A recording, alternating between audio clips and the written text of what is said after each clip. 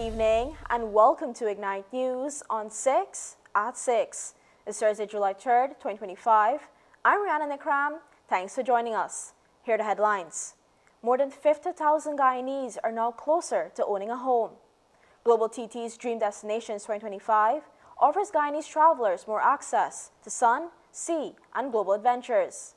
A new development bank could unlock capital for small businesses struggling with traditional loan requirements. And Sugar Belt workers regain hope as estates reopen and jobs return. A major milestone has reached in Guyana's housing sector. The government has officially surpassed its promise to distribute 50,000 house lots in 5 years, with most going to single women, young people, and low-income families. The announcement was made by a minister within the Ministry of Housing and Water, Susan Rodriguez, at the launch of Building Expo 2025, which is set for August 14th to 17th at the Providence National Stadium.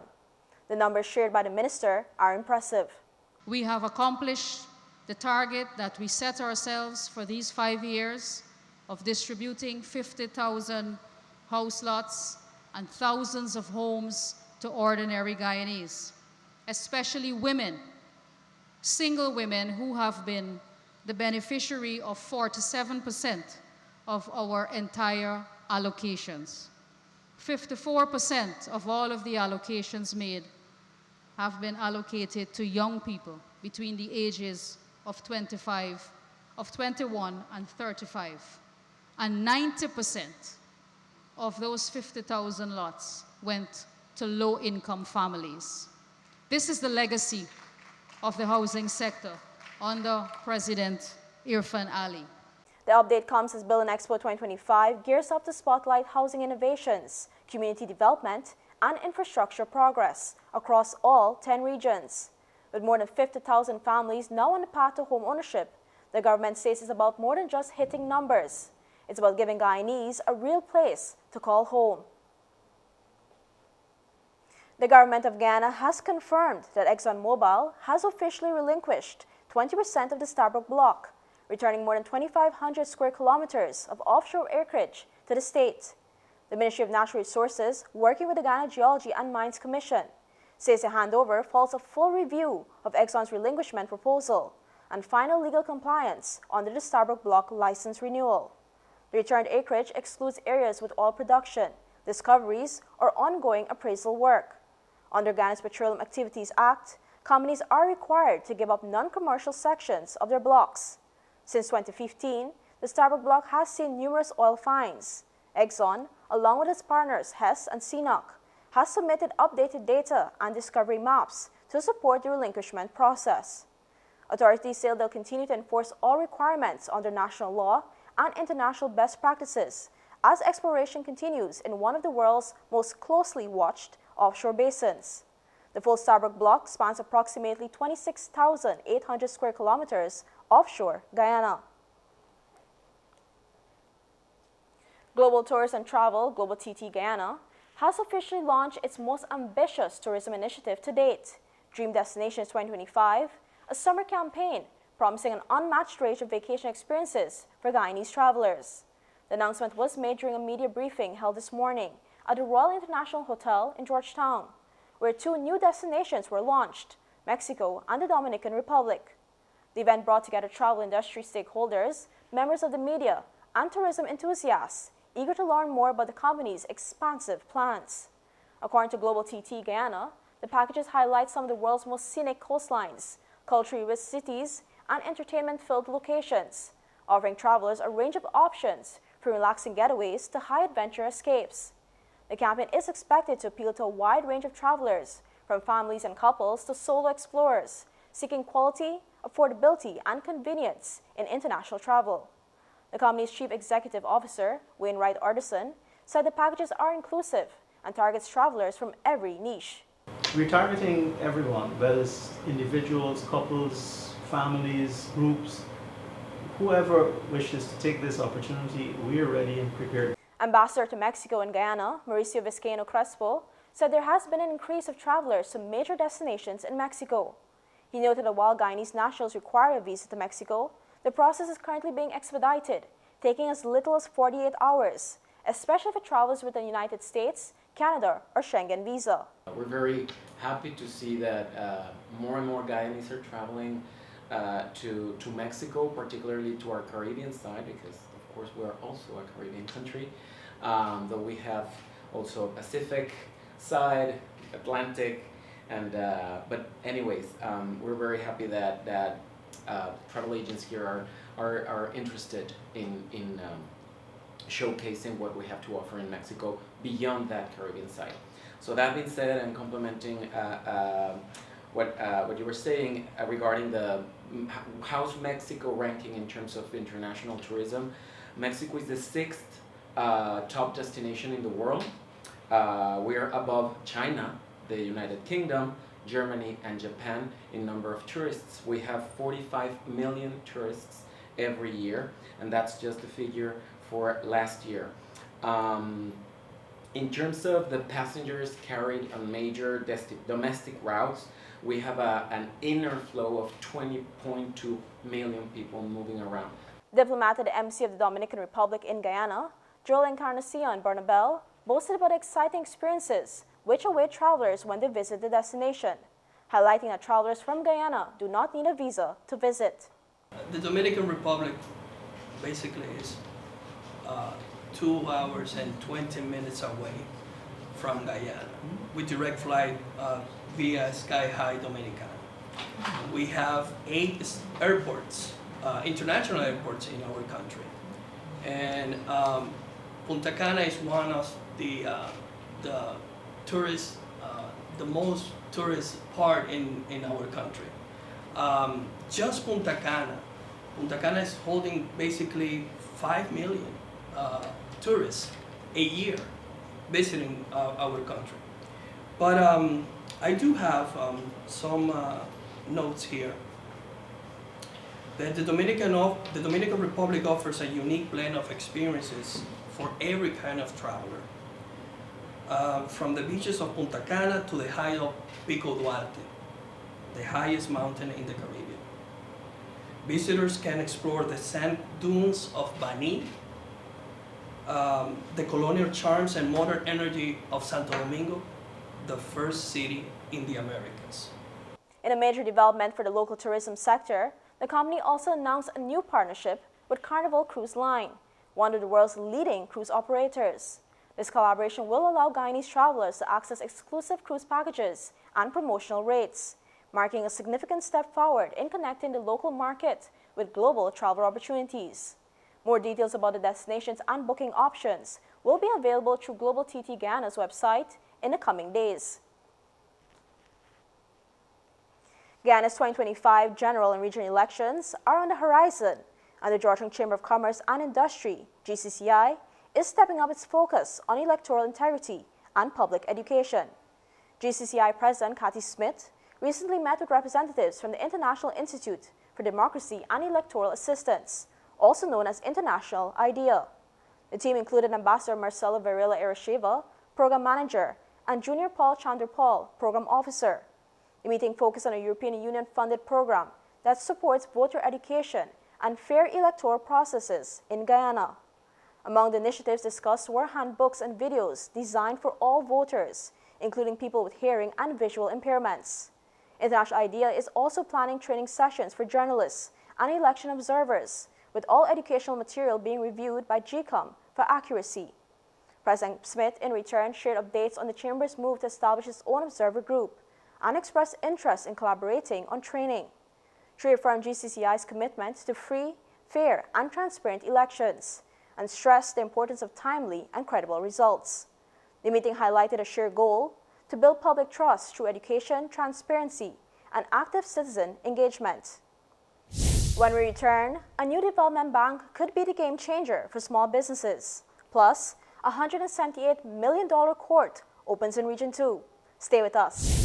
The ExxonMobil Guyana Global Super League is back, and it's bigger than ever. Defending champions, Rangpur Riders return to defend their crown, but the Warriors, the proud hosts, are ready to battle on home soil. The best from Australia, New Zealand, and the UAE join the fight for global glory. The ultimate test, the ultimate prize. It's the clash of the T20 champions. Get your tickets now at Warriors Box Office or GSLT20.com. Welcome back. Let's talk business and the future of financing for small enterprises. Small and medium-sized businesses in Guyana may soon benefit from interest-free loans through microfinancing thanks to plans for a new development bank. On the latest episode of Ignite Finance, financial analyst Joel Bangwadin highlighted that access to capital has long been a challenge for small businesses. He explained that beyond collateral issues, small businesses often struggle with meeting requirements like business proposals, financial and feasibility studies, and risk assessments, all of which make securing funding difficult. They don't want to do proper accounting. They don't want to have their accounts audited. They are not keeping proper records. And when they go to the bank, historically banking in Guyana was done on a relationship basis, meaning historically, when I say historically, I'm talking 15, 20 years ago, you have an established relationship with the financial institution. The financial institution extend credit to you over the years. You've demonstrated your credit worthiness by repaying those facilities on time. You have not defaulted. And so banking was often done, or traditionally done historically, in that context that historically we extend a loan to you, you pay your service, your loan well, and so we will give you more credit. Today the market is much more complex and much more sophisticated, whereby banking is cannot be done on a relationship basis anymore. Bangwadin noted that financial mismanagement, especially with short-term loans, is not a concern that's not often openly discussed, but it seriously affects access to finance. At a policy level, the Small Business Bureau was created under the Small Business Bureau Act of 2004 to help address these challenges. Recently, Vice President Bart Jagdeo announced plans to establish a development bank if the government is re-elected. Bangwadin states Guyana's current economic boom makes this the perfect time for such an institution. Juxtapositioning that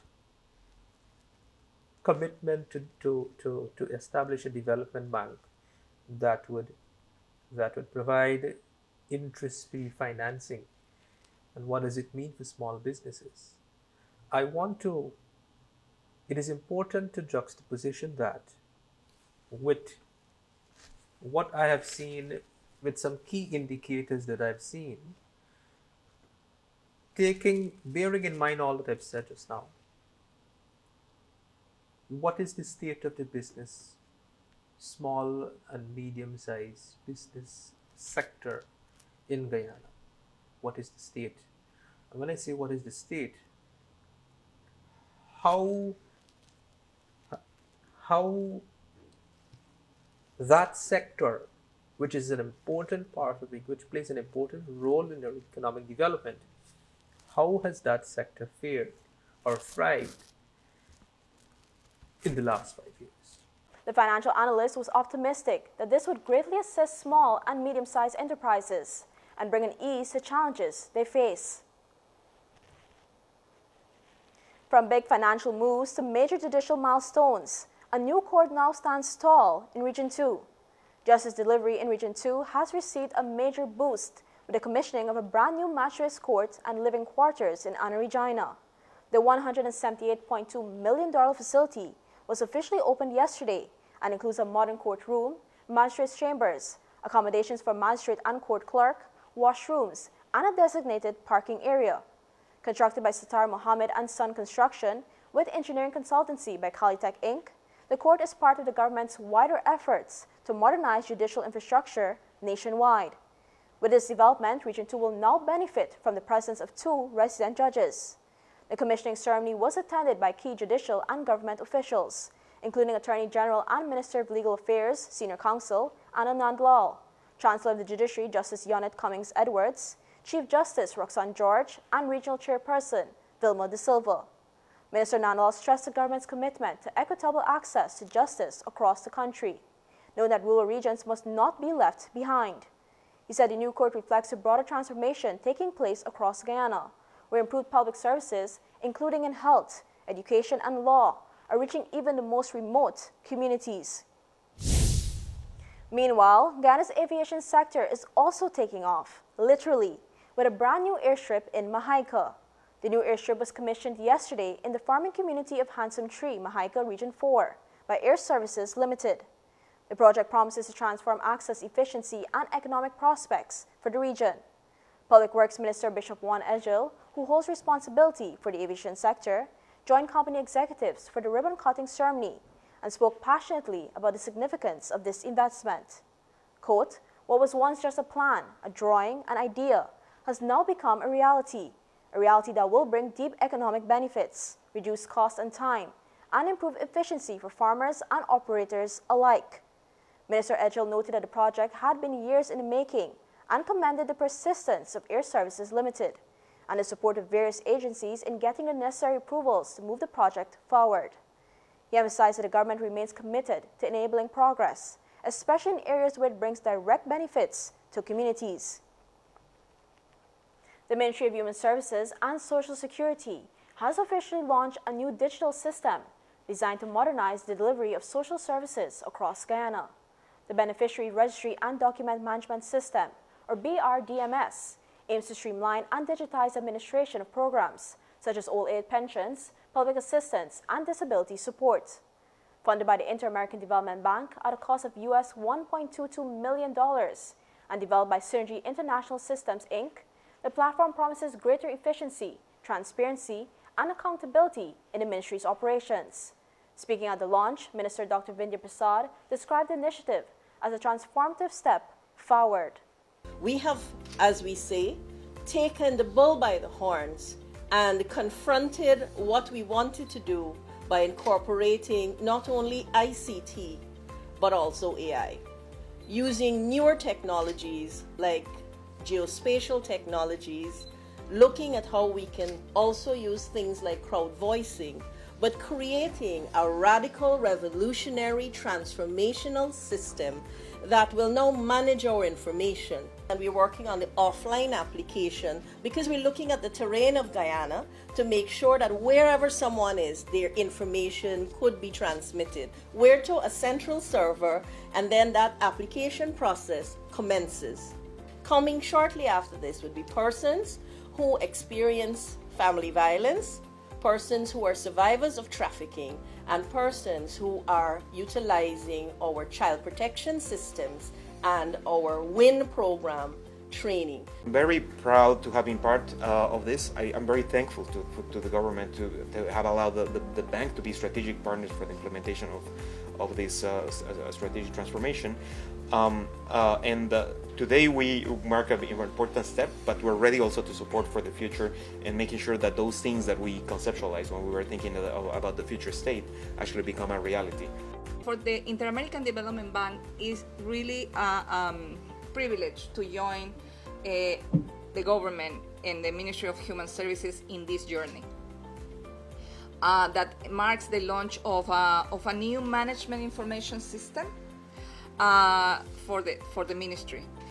A significant achievement, not just for the minister, but for Guyana, and I will say for the Caribbean region. The collaboration throughout this process, I think not only was it rewarding, but it has been spectacular to get the response from everyone involved at all levels. It took a lot of time to find time to focus on this as a project in addition to your regular daily task. But if we want to make sustainable real change, we are required to make some sacrifices and dedicate energies towards that, and that's what we did over the years. I know the ministry having so many meetings, learning technical terms has been, it's new, but it's the way we're going into the next step. Digital transformation takes time, but we're all in this together, and I really enjoyed working with the ministry to make this happen. The system is expected to digitize over 50 social services, enhance application tracking, reduce processing times, and allow for simultaneous application processing, increasing the ministry's capacity from handling 21 applications at a time to 800. To support the transition, More than 300 computers and 50 printers were distributed to regional offices nationwide. The ministry says it is also working on an offline application capability. Over 130,000 beneficiary records are being migrated to the new platform, which will allow real-time monitoring, improve evaluation of services, and strengthen policy making through accurate and accessible data. The project began in 2020 as part of a COVID-19 response initiative and evolved into a broader digital transformation effort. The partnership between the Government of Ghana, IDB, and Synergy was a global collaboration, positioning Ghana as a regional leader in digital social service delivery. When we come back, sugar workers share their stories of survival and revival, and cricket stars trade the pitch for the picturesque. That and more when we return. Fuel it up and drive, Super 95, tune up. Fuel it up and drive, Super 95, tune up. Protect your fuel system, boy. High mileage and performance, boy. GlobalTT Super 95 gasoline gives you more reasons to drive and is available at 56 service stations nationwide. For affordable price, high performance, and high mileage, choose GlobalTT's Super 95 gasoline. Fuel it up and drive. Your business is built on hard work, vision, and the drive to succeed. At GBTI, we understand what it takes to grow. That's why we offer Grow, a small business service designed to help your business expand, adapt, and reach its full potential. From new opportunities to new milestones, we're here to support you every step of the way. Grow from GBTI. Progress starts here.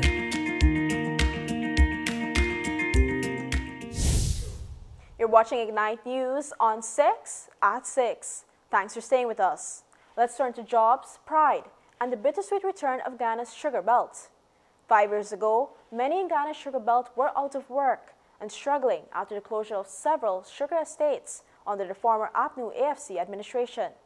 Today, several estates have reopened, giving new life to the industry and renewed hope to thousands of workers. Estate worker Trevor Blair remembers those tough times. When the estate have been closed, from then on, a hardship that was transferred into the estate in the community. You find people was out of job, could hardly maintain the family. For me, I had to leave this country and go overseas during that period of time there, just for, keep maintaining my family, because it wasn't easy back in Guyana during the period of time, right? And from 2020, when we have the election call and the PP government make promise that if they win the election that they're gonna reopen back the sugar estate. And which they fulfilled the promise, because when they get them back office, they open back the estate and a lot of people get back the job. A lot of young people get employment that wasn't working here at the time. And from then on to present now, I must say, for me, my life has set back, also with my family. His colleague, Vishnu Prasad, calls the reopening a blessing for the community. Thank God that Gaisuku opened back in, I don't remember what year it was, 2021 or 22. But thank God, right? So people can come back and make themselves happy with Gaisuku, start walk back and, So Gaisuku is really a blessed entity to work with. I work with Gaisuku and we can see what is it. People need job and come back. And as again, what I say it back again, encourage my fellow people who now get a job right now to come and go Gaisuku and get an employment. And you will see the benefit of Gaisuku. So Gaisuku really is a good place. With the reopening of the estates, many laid off employees were rehired, and new workers like Vicky Sinarine entered the industry. I never get nothing in life, right? I work, I afford to buy your one land. And by work now, I start rise like raise get wife and now me have 4 children now, and you know from guys to school, me raise like that, then go school and I'm more like me work like them, they're happy, family are happy. The closure of several sugar estates in Ghana between 2016 and 2017 marked a significant turning point for the country's sugar industry and economy. The Ghana Sugar Corporation, GCCI, which had long been a major employer and foreign exchange earner, faced declining productivity, mounting debt, and reduced global competitiveness. In response, the government decided to close 4 estates, Wales, East Demerara and Moore, Rose Hall, and Skeldon, as part of a broader restructuring plan aimed at making the industry more sustainable. Over 5,000 workers lost their jobs, and many rural communities faced hardship, as alternatives put in place by the then government were found to be insufficient. The current government has invested billions to reopen sugar estates and keep the industry alive. Focus has now shifted to expanding value-added production and diversifying the sector for a stronger future. Even as estates reopen, not all workers are celebrating. Blaremouth staff say they're still waiting on fair pay. Factory workers attached to the Blaremouth estate in Region 5 are expressing frustration over what they describe as low wages and lack of compensation during a challenging crop season. Several frustrated workers at the Blaremouth estate spoke with Ignite News today.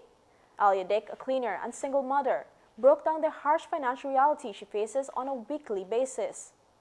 The salary is very, very low for cleaners. Now, my money reach $4,000. If I work 5 days, is 19,000 something. It didn't reach 20,000. And when I don't take out, when I got to take out 18 somebody, I want to know if that money can run a home as a single mother and pay bills and everything the money can do. Meanwhile, Deolal Suku, another worker, highlighted an agreement signed between the GCCI and the union to raise the minimum wage to $100,000 per month. An agreement he says has yet to be honored. GCCI and the union signed an agreement in October, November last year, that they're gonna raise our minimum wage to $100,000 per month. And to date, we don't receive that. We underpay. And the president announced that each worker, government worker, will not earn no less than $100,000. And we just earning about 80,000 per month. Are way below the minimum wage. He recalled an announcement was made that no worker would earn less than $100,000. But after 41 years with industry, his salary remains $80,000 per month, below the minimum wage. And to the concerns is Fazal Sohan, who says workers at Blaremouth are being left out of compensation benefits that other estates receive during difficult crop seasons. Blaremouth estate in the whole, workers, everybody, think that we are being treated fairly. Unfairly, I mean, because our other estate them had compensation when they had a rough crop and when they had problem with them estate and so. Now Blaremouth is we have our own challenges and problems and so, but we never strike and so. This may be the first strike of the year for Blaremouth estate.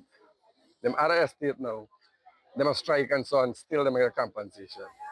The main reason why we are out here, we are kindly asking the government if they can compensate us for the first crop we just finished earlier this year. So one of the reasons was because back then people them right, when they work, they may get something called incentive. More them work, more money they may get as an incentive. Now we as time worker in the factory here, workshop and other area, we not get no incentive. Our main incentive we got to work 7 days a week and we got to work with Sunday, with Saturday. That just push up the money.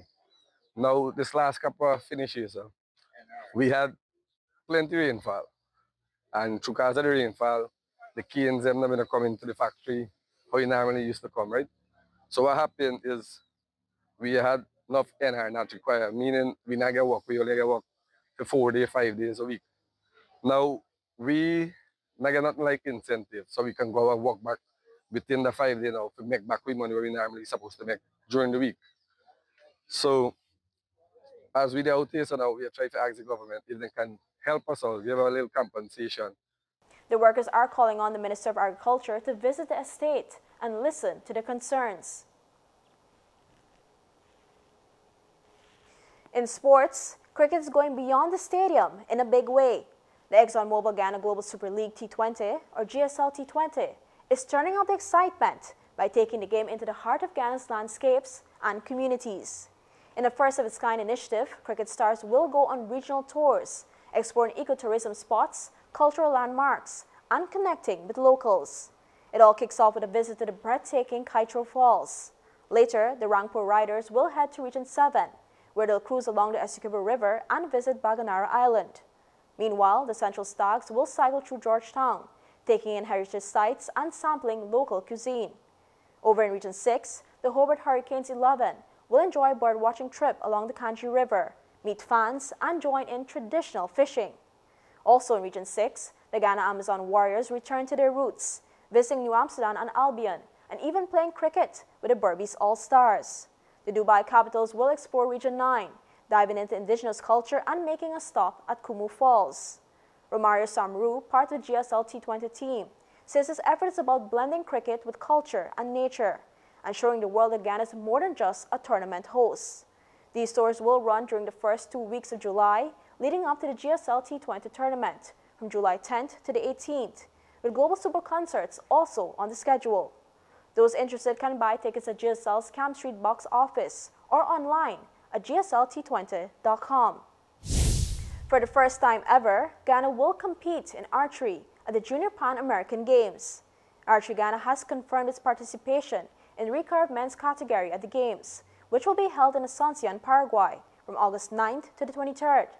Lucas Chung will represent Guyana as a lone archer, with assistant national coach Juan Ramprasad by his side. The team is currently training hard under the guidance of Archery Ghana President Vidushu Prasad McKinnon, as they prepare to make history on the international stage. This marks a major milestone for the young federation, and Archery Ghana is calling on the nation to rally behind Lucas as he carries the flag in Paraguay. They've also extended thanks to World Archery Americas and the Ghana Olympic Association for helping make this moment possible. Still ahead, Gill breaks records in the UK, tragedy rocks the football world, and Microsoft announces thousands of job cuts. Don't go anywhere.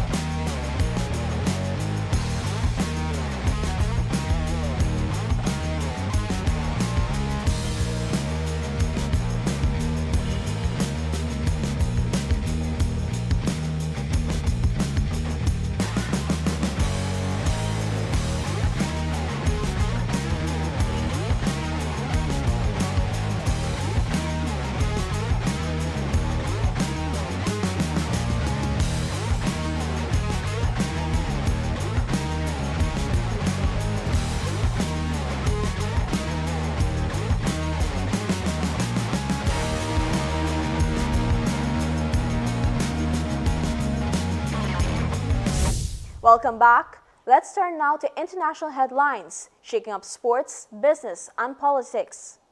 History was made at Edgbaston today. Shuman Gill became the first Indian and the first Asian captain to score double century in a test match on English soil. The milestone came on day 2 of the second test, where Gill was eventually dismissed for a majestic 269 runs, the highest score by an Indian batter in England. He also shattered a record that stood for 45 years, Sunil Gavaskar's famous 221 at the Oval in 1979. Gill's 269 is now the highest individual score by an Indian batter on English soil.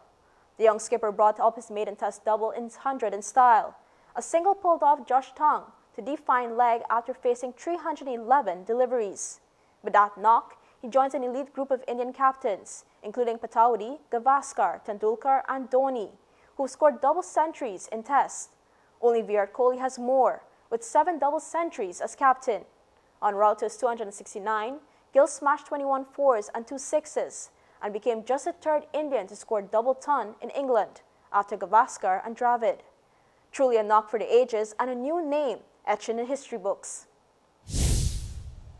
From celebration to sorrow, tragedy has struck the world of football.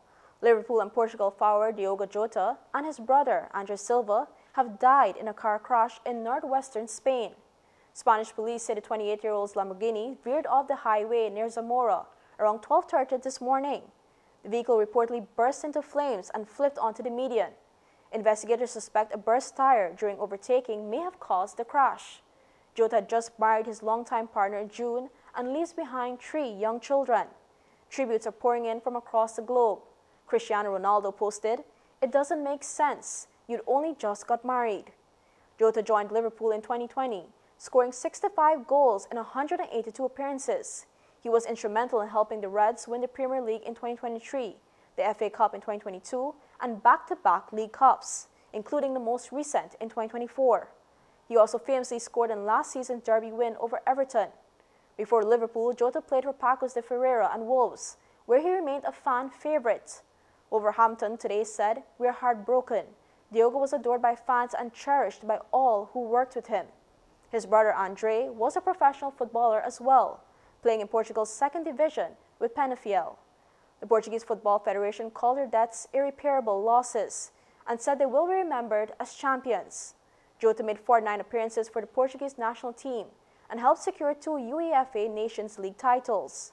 Fans in Lisbon and Liverpool alike are grieving. Flowers and scarves now line the gates at Anfield as the football world mourns a life and a career cut tragically short. UEFA has announced a minute of silence will be held at all women's Euros matches this week in his honor. Regionally, a St. Elizabeth businessman is suing the Jamaican government for hundreds of millions of dollars after being cleared of multiple fraud charges that he says destroyed his company. Everett Jackson, CEO of Caribbean Recruiting, a licensed overseas employment agency, was arrested in 2014, accused of running a scam. At the time, his company had a solid reputation, successfully placing hundreds in overseas jobs. But after his first arrest, Jackson spent 18 months behind bars. He says he was rearrested between 10 to 12 times, with new charges each time he went to court. In July 2019, Jackson was found not guilty. By 2022, all charges were dropped. Now, he's suing the Office of the Attorney General. He's demanding hundreds of millions in damages for false imprisonment, malicious prosecution, and loss of earnings. Jackson says the ordeal left him humiliated, mentally distressed, and isolated, with former business partners cutting ties. He claims it ultimately led to the collapse of his business, and he's now turning to the courts for justice. In international news, Microsoft is laying off up to 9,000 employees in its latest round of global job cuts, with union officials saying most of the impact is likely to be felt in the United States. The tech giant says the layoffs represent less than 4% of its global workforce and span several divisions, including sales and the Xbox gaming unit. Carmel Smith, president of the Canadian branch of the Communication Workers of America, says none of the 120 unionized staff at Montreal's Bethesda Game Studios, which is owned by Microsoft, are expected to be affected. In an interview with the Canadian Broadcasting Corporation, Smith said she believes U.S. studios will bear the brunt of the cuts. However, she described any downsizing in the fast-growing gaming industry as highly disappointing. This marks Microsoft's second round of major layoffs this year. In May, the company trimmed software and product teams, followed by another 300 job cuts in June. Last year, Microsoft let go of 10,000 employees. Finally, Britain's Finance Minister Rachel Reeves is pressing forward with her duties, just one day after an emotional moment in Parliament raised questions about her future and rattled financial markets. Appearing composed and smiling at a government health event alongside Prime Minister Keir Starmer, Reeves said she remains fully committed to the job. Responding to reporters, Reeves explained that her emotional display was related to a personal matter, which she declined to elaborate on, but emphasized that was yesterday, today's a new day, and I'm just cracking on with the job.